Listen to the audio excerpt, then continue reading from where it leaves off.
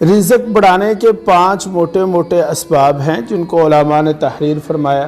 چنانچہ رزق بڑھانے کا پہلا سبب توبہ اور استغفار ہے۔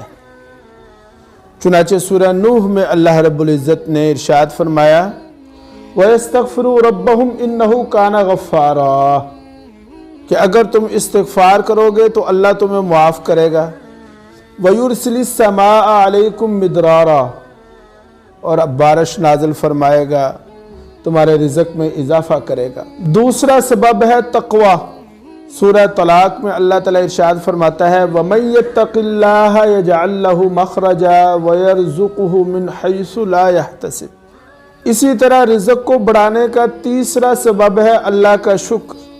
چنانچہ سورہ ابراہیم میں اللہ تعالیٰ ارشاد فرماتا ہے کہ تم شکر کرو گے تو اللہ تعالیٰ تمہارے رزق کو بڑھا دے گا۔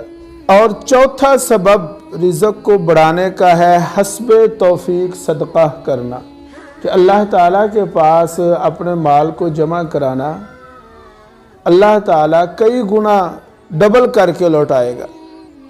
اور پانچواں سبب ہے ترک معصیت، گناہوں کو چھوڑ دینا، ترک کر دینا، کہ جس شخص کا اللہ کے ساتھ معاملہ ایسا ہو جائے کہ وہ اللہ کی نافرمانی سے بچے تو اللہ تعالیٰ اس شخص پر رزق کے دروازے کھول دیتا ہے۔